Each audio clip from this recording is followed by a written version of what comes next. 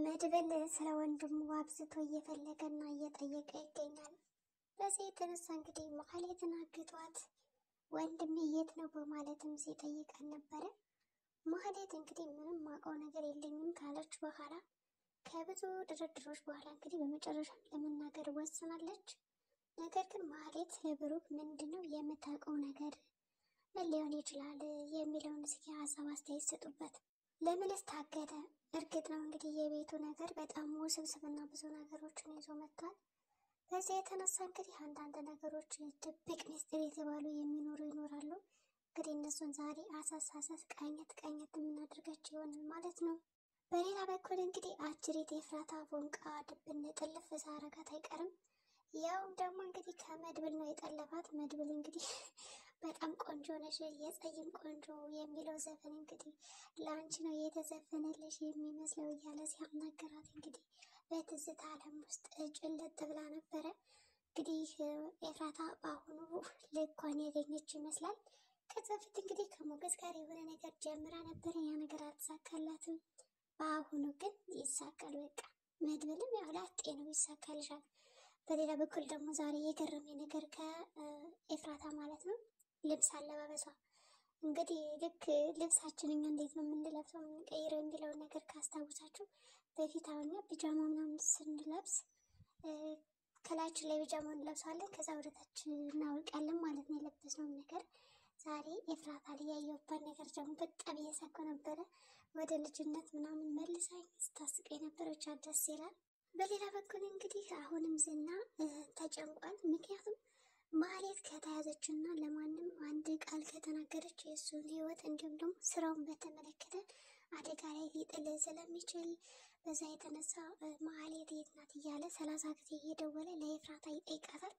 ኤፍራታ ምንም የማውቀው ነገር የለም ስለ ብሩክ ጉዳይ በማለት ነው እንግዲህ የምትመልሰው። እንዲሁም ደግሞ ስለ መሀሌት አላቅም የት እንደሄደች ትለዋለች። ግን ሂጂና ፈልጊያት፣ ሲጀመር እኮ ወደ እነ ብሩክ ቤት ሄዳለች፣ ማስረጃ እንዴት ነው ለመጠየቅ ያለውን ነገር ለማወቅ ሄዳ ነበረ እና ሂጂና ጠይቃት በማለት እንግዲህ ሲያናግራትም ነበረ። ፈልጊያት ብሏታል። እሷ ግን አልሄድም እኔ ያለችው በቃ ግግም ብላ አልሄድም እኔ አልሄድም ከነ ብሩክ ቤት፣ ግን አንተ አብረኝ ከሄድክ ምናልባት ላይሄድልህ እችላለሁ ላይልህ እችላለሁ ትለዋለች። እሱም እንግዲህ በቃ ተይው እንደው ምን ሄዳለሁ በማለት ይመለስላት። በሌላ በኩል ደግሞ እንግዲህ የሚያጋጥመው ነገር ምን መሰላችሁ? እንዴት ከመድብል ጋር ተገናኘች ስላት ዝና በዚህ ሁኔታ ጠርጥሯል። ምክንያቱም አጋጣሚ የሚባል ነገር የለም። በእርግጠኝነት መድብል በአጋጣሚ ነው የተዋወቁት ብትይኝ እኔ ላምንሽ አልችልም፣ አጋጣሚዎችን አላምናቸውም የሚል ጥርጣሬ ነበር የሰጣት በዚህ ጉዳይ። እውነት ነው እንግዲህ አጋጣሚዎች አንዳንዴ ብዙ ነገሮችን ያስተዋውቁናል። በአጋጣሚ ትታወቃላችሁ፣ በአጋጣሚ ደግሞ ሳታስቡት ታውቃችሁ ራሱ ሆን ብላችሁ አስባችሁ ተነጋግራችሁ እያንዳንዱ ነገር በአጋጣሚ የተዋወቃችሁ የሚመስልም አለ። በዚህ የተነሳ ዝና እንግዲህ ጠርጥሯል። በአጋጣሚ እንዳልሆነ የመድብልና የኤፍራታ ግንኙነት ተዘጋጅቶበት ታቅዶበት ከሱ ጋር እንደሚገናኙ የጠረጠረ ይመስላል። እንግዲህ ኤፍራታ የመለሰችለት መልስ ምናልባት እንግዲህ ወዶ ሊሆን ይችላል። በቃ ነው ያለችው። አንቺን ብሎ አፍቃሪ በማለት ያው ሲያማርትባት ነበረ። በሌላ በኩል እንግዲህ አጅሬት እንደተለመደው ጡል ጡል እያለች ብሩክ ቤት ስትመጣ እንግዲህ ታስራለች። የሚያሳዝነው ነገር ታግታለች። እንግዲህ የፍርድ ቤት ወረቀት ሰጠው። በቃ የልቤን አደርሳለሁ፣ አንቺ የቤት ሰራተኛማ የቤት ወራሽ አትሆኝም፣ ምን ሚስቲቱ ተቀምጬ በማለት ያን የፍርድ ቤት መጥሪያ ወረቀት ለመስጠት ሄዳ፣ የሚያሳዝነው ነገር ግን ታግታ በዛው ቀረች። እንግዲህ አጅሬት ዳጣ ደግሞ እኔ በዚህ ጉዳይ በጣም ብዙ ነገሮችን መስራት አለብኝ፣ ጎድታኛለች፣ አሰቃይታኛለች፣ እንዲሁም ደግሞ በቃ በዝናች ወድቄ ሳለ እሷ ስላሰቃየችኝ አሁን እኔ ማሰቃየት አለብኝ በተለይ በማለት ልትበቀላት አስባለች ማለት ነው። እንግዲህ እስኪ እንዴት እንደምትበቀላት እናያለን ማለት ነው። ምክንያቱም ያኔ ከዝና ጋር ሆና ስታሰቃያት እባክሽ ተይኝ እባክሽ እያለች ስትለምናት የነበረች ሰው አሁን ላይ እምቢ በማለት ነው እንግዲህ ያሰበችው። እስኪ ዳጣ ትበቀላለች አትበቀልም የሚለውን እንዲሁም ደግሞ ቅድስት ራሱ እንድትበቀላት እየከፋፋቻት ነበረ። ቅድስት ምን ሆነሽ ነው እንዴ? ባለፈው ራሱ እንደዛ አድርገሽ በቢላዋ አስወግታሽ ስንትና ስንት ነገር አድርገሽ አሁን እንዴት ነው የማትበቀያት ስትላት እንግዲህ አይ እኔ በቃ አልበቀልም ያ ነገር አልፏል። አሁን ላይ እኔ የመጣሁት ብሩክ የት ነው? በዛ ላይ ደግሞ በቃ በሌላ በኩል እንግዲህ መድብል ማህሌትን ካገታትን በኋላ ቆይ አንቺ ግን አሁን እንደው ብሩክን የመሰለ ባል ፈተሽ ማንን ለማግባት አስበሽ ነው? ማንን ነው በማለት ጠይቋታል ማለት ነው። እንግዲህ አጅሪት እኔ አልፈተሁትም እሱ ነው የፈታኝ ወስቶብኛል ያለችው በተቃራኒ እንደሆነ ወስጄበታለሁ እንዳትል አፍራ መሆን አለባት። ግን ያለችው ምንድነው? ወስቶብኛል አንዴ አረከፍ ነው። በዚህ የተነሳ እንግዲህ በጣም ተናዶባት ዝም በይ እንኳን አንቺ ባልሽ ሆኖ እኔ የእናቴ ልጅ ስለሆነ ያምታንዷ የሚያደርጋትን ነገር አውቃለሁ። እንደዚህ አይነት ነገር የሚያደርግ አይደለም የሚሰራ ሰው አይደለም በማለት እንግዲህ መልሰዋል ማለት ነው። ይሁን እንጂ እንደዚህ አይነት የወረደ ስራ እንደማያደርግ በወንድሙ ስለሚተማመንባት ነግሯታል ማለት ነው። አሁን ይልቅ ስለ ብሩክ የምታውቀውን እያንዳንዱ ነገር ተናገሪ በመባል ተፋጣ ትገኛለች። እሷም ምንም አውቀው ነገር የለም ስትል እንግዲህ አጅሬ ጥሏት ይወጣል። በቃ ለእኔ ካልነገርሽኝማ ማንን እንደምትነግሪው እኔ አውቃለሁ ማለት ዳጣም እንድትበቀላት እንድታስፈራራት ያደርጋታል።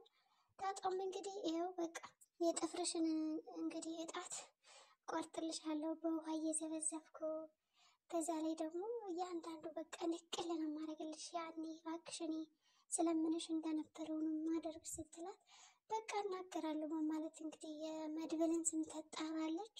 መድብልም እሺ በቃ እንደዛ ከሆነማ በቃ መጣው ይልና አጅሬ በእሺ ምንድን ነው ልትነግሪኝ የፈለግሽው ብሎ ስጠይቃት አላውቅም ነው ያለችው። በሌላ በኩል እንግዲህ ካፌ ተገናኝተው ኤፍራታና እንግዲህ መድብል ሻይ ቡና ተባብለዋል። ኤፍራታ በደስታ ነበር የተቀበለችው። እንዲሁም ደግሞ ቆንጆ ነሽ ምናምን ሲላት ሲያሞጋግሳት በጣም በቃ የለችም ጨለለች ማለት ነው። ጨለለች ፍቅርማ ይዟታል። ኤፍራታ ሲታሰብ እንግዲህ ፎንቃ አለባት ያስታውቃል። ይሁን እንጂ በሌላ በኩል ቡና ከተጋባበዙ በኋላ ወደ ቤቷ ነው እንግዲህ ሰተት ብላ የመጣችው። ቅድስት ደግሞ ከምሳሌ ጋር ተረት ተረት እየተጫወቱ ነው። በጣም ደስ የሚል ተረት እየነገረቻት ነበረ ቅድስት አንድ የቆሎ ተማሪና ባለትዳር የሆኑ ሰዎችን ብቻ እንግዲህ ባለትዳሮች ዶሮ ወጥ ሰርተው በጣም የሚያምር ከዛ ከሌባው ፊት ወይም ደግሞ ከዛ ቆሎ ተማሪ ውስጥ ቆሎ ተማሪ በጣም እርቦት ስለነበረ በወቅቱ በቃ እንዴት ነው የተሰራ ምግብ ስለነገሩት ምናምን እንዳበለ ብሎ አስጠንቀውት ስለሄዱ የቆሎ ተማሪው ደግሞ ከራበው በኋላ ያንን ምግብ ሄዶ ትርክ አድርጎ ይበላል። እና ባጭሩ አንድ የቆሎ ተማሪና ባለትዳር የሆኑ ሰዎችን ታሪክ ነበር ለልጅቷ የምትነግራት። እንግዲህ ምሳሌም እንግዲህ ተረቱን በጥሞና ካዳመጠች በኋላ ያው እንግዲህ ስለተራበ ነው ልጁ የበለው በማለት ነው የመለሰችው። እርግጥ ነው እንግዲህ ራብ ከባድ ነው። ይሁን እንጂ አዎ በማለት እንግዲህ ቅድስት ማስረድታታለች። ካስረዳቻት በኋላ በሌላ በኩል መድብል ቅድስት አደራሽን በቃ ምሳሌ ይህን ነገር ማየት የለባትም መስማትም የለባትም በሩን ቆልፊው ብሏን ነበረ። እንደተባለችውም እንግዲህ ቅድስት ተረት ተረት ያወራችላት ምናልባት መውጣት ፈልጋለሁ ከዚህ ክፍል በቃ ደበረኝ እንዳትል ነው። በዛ የተነሳ ቅድስትን በጣም ራሱ ደብሮኛል እስኪ አስተኛኝ የሆነ ነገር አውሪልኝ ምናምን ትላታለች።